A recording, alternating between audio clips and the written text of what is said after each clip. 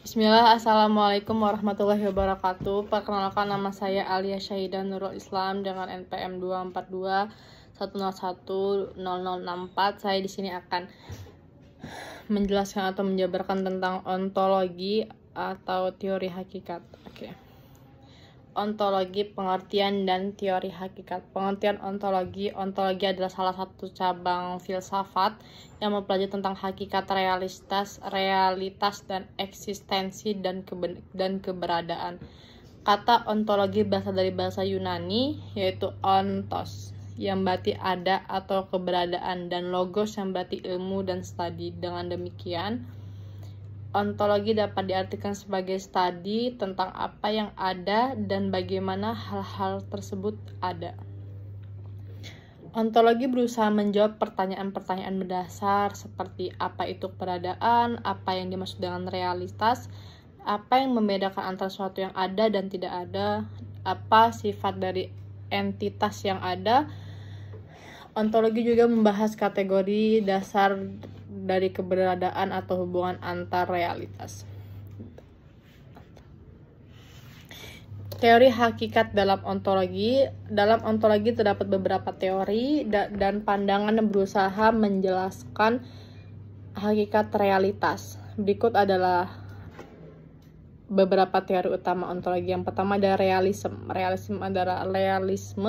Realisme adalah pandangan bahwa dunia eksternal dan objek di dalamnya ada secara independen dari pikiran atau persepsi manusia. Dalam konteks ini, realisme berargumen bahwa realitas tidak tergantung pada kesadaran atau pengalaman individu.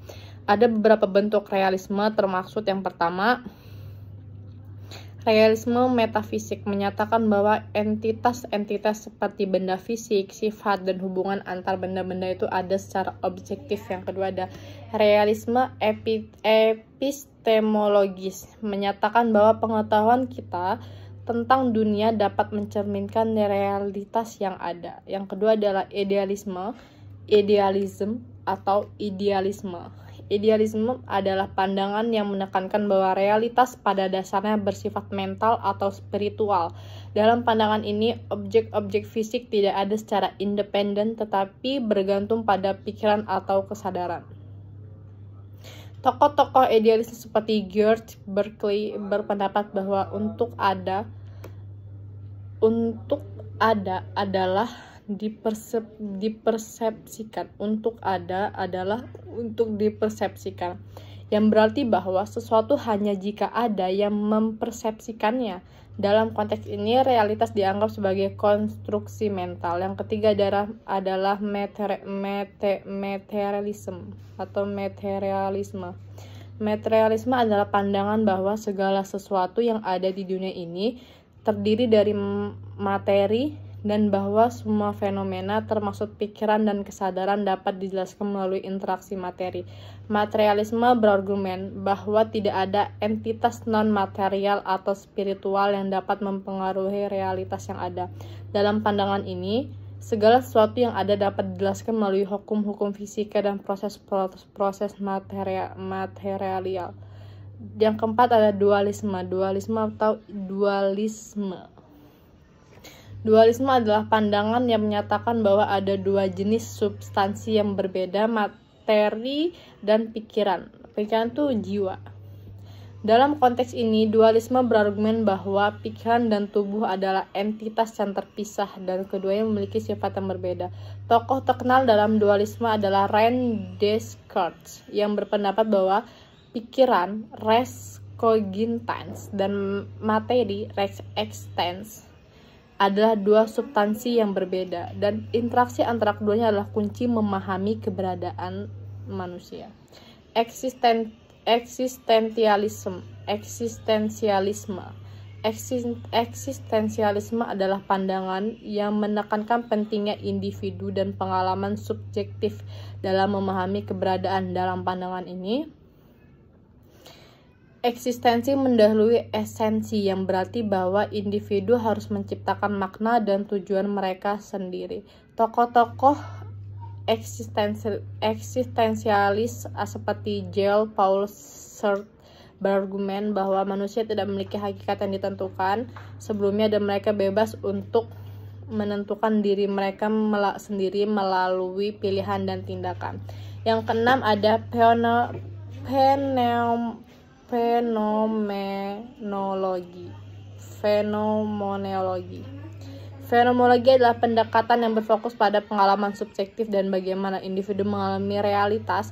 Dalam konteks ini, fenomenologi berusaha untuk memahami struktur pengalaman dan bagaimana makna dibentuk melalui persepsi.